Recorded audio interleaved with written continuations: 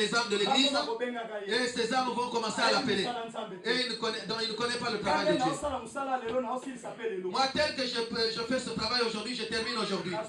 Et je repars à Paris. Le jour que le pasteur voudra, je viendrai. Mais je ne pourrai pas t'appeler pour te poser la question, comment vas-tu? Non. Ce n'est pas mon problème. C'est la maturité ministérielle. Je suis jeune, mais j'ai la maturité des grands. Je suis jeune, mais je fais un travail comme un grand. Voilà pourquoi c'est ce qui fait que les gens me respectent. Joseph a écouté le conseil de cet homme et il est parti rencontrer sa destinée. Toi aussi tu as besoin d'une bénédiction. Tu veux vivre le 11e commandement. Écoute le conseil de ton pasteur. Ton pasteur, lorsqu'il te dit viens à la prière, tu ne sais pas qu'est-ce que Dieu lui a dit. Viens à la prière. Je vais te donner un témoignage. Dans notre église en Angola, alors nous avons perdu un couple le même jour. Alors cela est passé même à la télévision. Alors ce couple-là est mort le même jour. Vous savez, l'Afrique a un problème de sécurité. Alors ce couple a rencontré des petits voleurs. Alors il leur a demandé, ces voleurs lui ont demandé de l'argent. Alors l'homme, tellement qu'il était gaillard, alors il a oublié que ces petits-là avaient des revolvers. Alors les petits lui ont réclamé de l'argent. Alors il a refusé. La femme a dit donne seulement. L'homme a dit non. Alors ils ont pris de force. Alors l'homme voulait se défendre, alors on l'a tiré sur lui. Il est tombé par terre. Alors c'est la femme qui était décédée. La femme, on l'a tirée directement sur la poitrine, elle est morte. Et après on a tiré sur l'homme. Et les deux sont morts d'un seul coup. Mais avant de mourir, 5 jours avant, leur pasteur l'avait appelé, les avait appelés. Il a dit, vous deux, ce couple-là, venez à moi, moi j'ai besoin de vous. Lorsque le pasteur te dit laisse cette situation, il sait pourquoi il te le dit. Alors ils n'ont pas écouté. Ils ont dit pasteur, nous viendrons. Le même jour qu'ils sont morts, le pasteur était en train de les attendre au bureau. Alors ils ont dépassé le pasteur. Alors ils sont partis rencontrer, elle est partie rencontrer la belle-mère de sa femme. Alors ils ont passé toute la journée avec sa belle famille. Et 19h maintenant, ils n'ont même pas pu rencontrer le pasteur. Et on leur a tiré dessus à 19h. Mais le pasteur était en train de les attendre au bureau. Bien aimé dans le Seigneur, le travail que nous faisons, c'est un travail de responsabilité. Nous prions pour vous, ce n'est pas seulement que vous puissiez avoir des enfants et des mariages.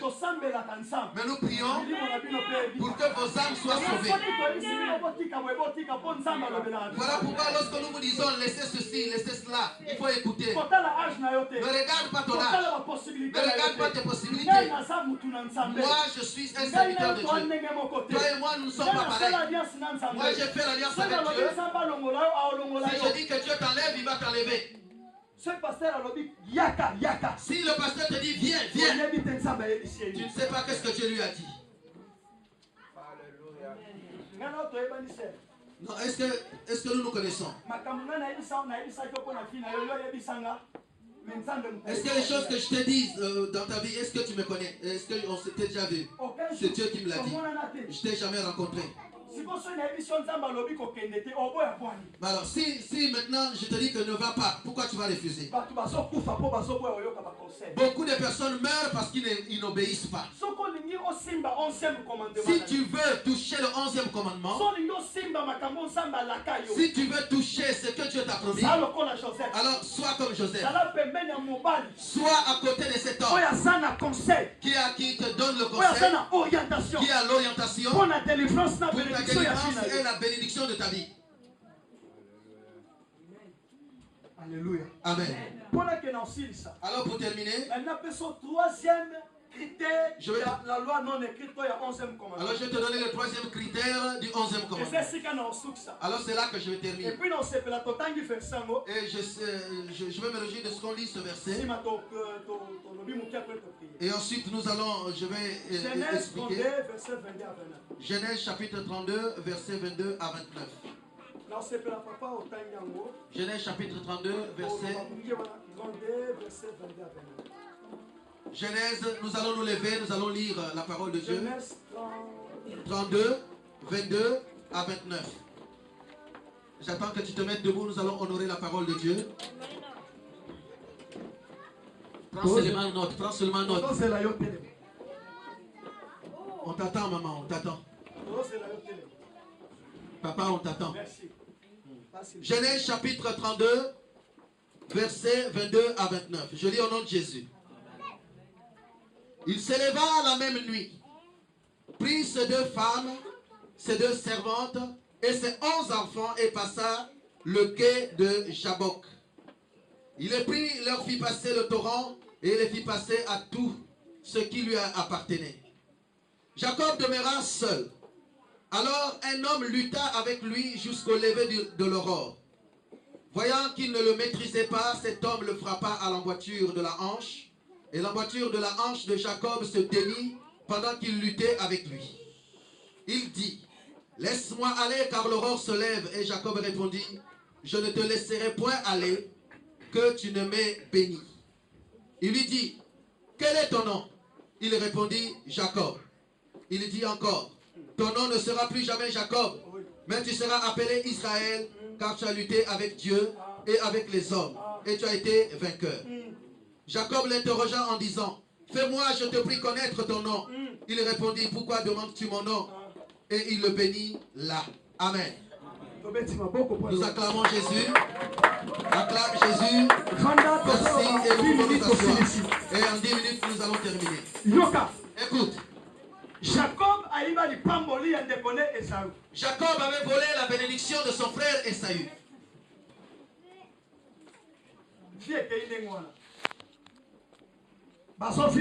Et il vivait comme ça. Alors Jacob était un voleur. Il avait volé la bénédiction de son frère. Et il est parti. Mais après plusieurs situations dans sa vie, alors il voulait maintenant se réconcilier avec son frère. Parce que ce n'était pas sa bénédiction qui lui était destinée. En bref, alors il aurait fallu pour lui de prendre toute sa famille et se séparer d'avec sa famille. Et pour qu'il puisse avoir un temps de réflexion. La Bible dit ceci. La Bible dit que Jacob envoya ses femmes. Il envoya ses enfants. Il envoyait ses serviteurs. Et la Bible précise bien que Jacob resta seul. Dis-moi amen. Dis-moi un amen puissant. Et Jacob resta seul. Pas de femme, pas d'enfant, pas de famille. Il resta seul. Bien-aimé dans le Seigneur. Alors le temps que la personne peut mieux réfléchir, c'est le temps où tu n'es pas avec ta femme. C'est le moment où tu n'es pas avec ton mari. C'est lorsque tu restes seul avec ton Dieu. Je te donne un conseil.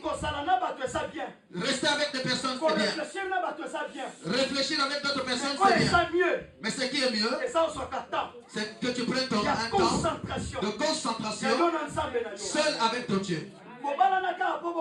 Vous n'êtes pas seulement marié seulement pour avoir beaucoup d'enfants. Mais vous êtes marié pour que vous puissiez également arranger votre vie. Alors vous avez le temps de la réflexion. Jacob est resté seul. Alors j'appelle cela un culte individuel. Alors j'appelle cela le culte personnel. Mais tel que nous sommes là aujourd'hui, Dieu nous parle tous. Mais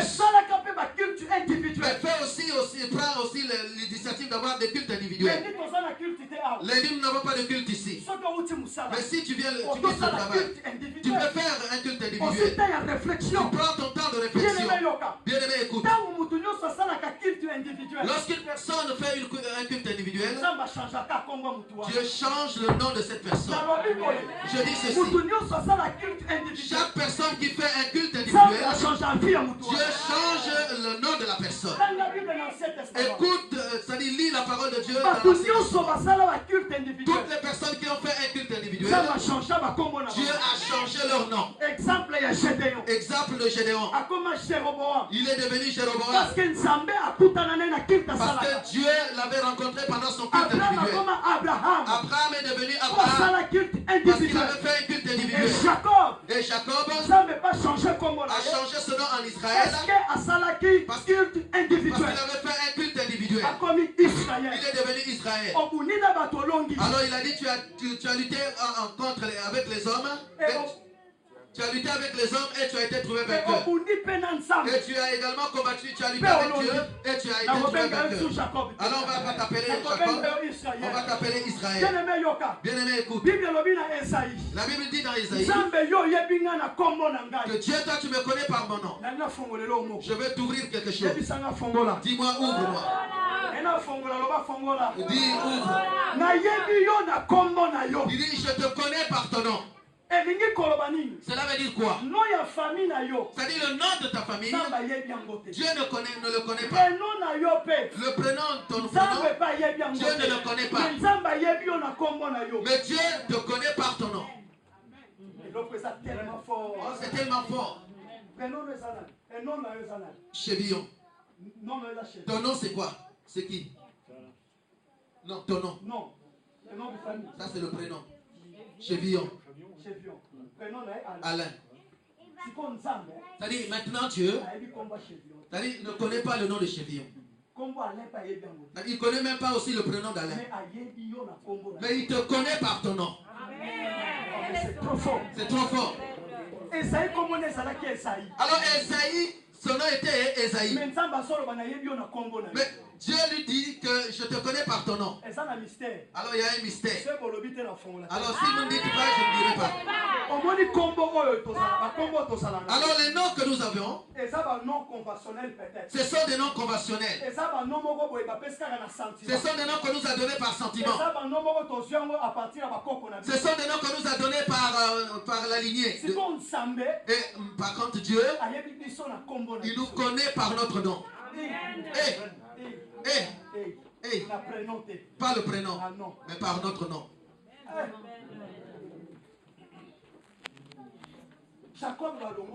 Jacob, on a changé son nom.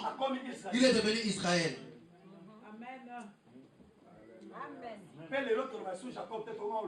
Et aujourd'hui, on ne parle plus de Jacob, on dit Israël. C'est-à-dire chaque personne qui fait un culte individuel, Dieu lui donne un nom nouveau. Alors ce n'est pas que quand tu étais en tour, maintenant tu t'appelles Jérémie. Non. Non. Alors ce n'est pas parce que quand tu étais Mamboueni, maintenant tu deviens Dorcas. Non. Non. Ce n'est pas un nouveau nom. Ça c'est pour les hommes, ça devient nouveau. Mais Dieu a un nouveau nom par lequel il te connaît. Alors ce nom là c'est quoi? C'est quoi ce nom? Quel est ce nom? Alors je garde. Quel est ce nom? Quel est ce nom? Alors il te connaît par ton nom.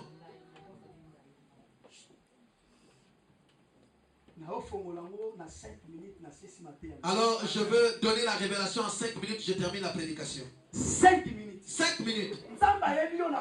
Dieu te connaît par ton nom. Si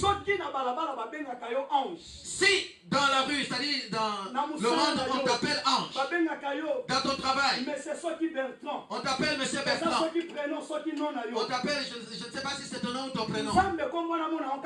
Dieu voit ce nom normal. Mais lui, il a son nom à lui.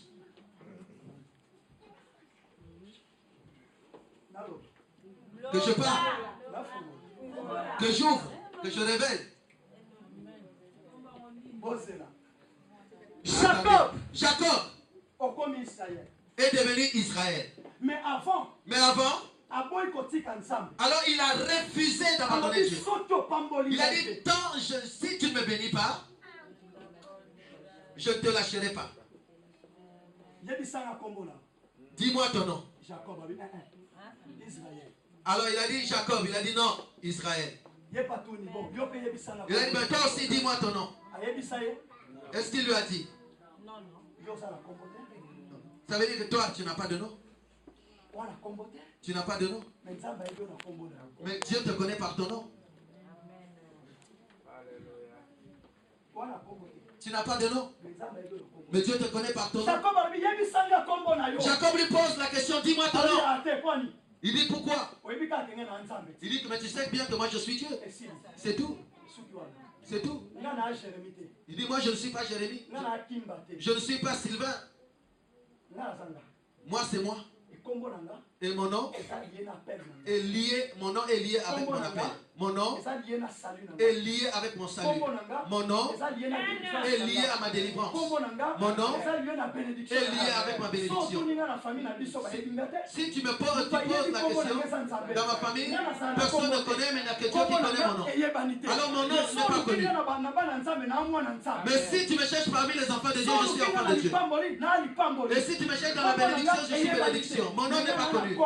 Mais j'ai mon nom que Dieu, par lequel Dieu me connaît. Et lorsqu'il m'appelle, j'écoute. Et mais moi-même, je ne le connais pas. Alors je vais te dire ceci.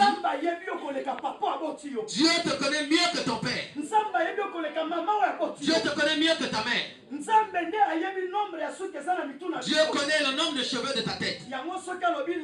Voilà pourquoi quand tu dis aujourd'hui, s'il dit qu'aujourd'hui il veut te prendre, il va te prendre. Parce qu'il te connaît par ton nom. Et la Bible dit dans le psaume, la Bible, notre séjour dans ce monde est mentionné dans le livre de Dieu. Et c'est de combien nous ne connaissons pas. C'est quoi ton nom? Je ne connais pas.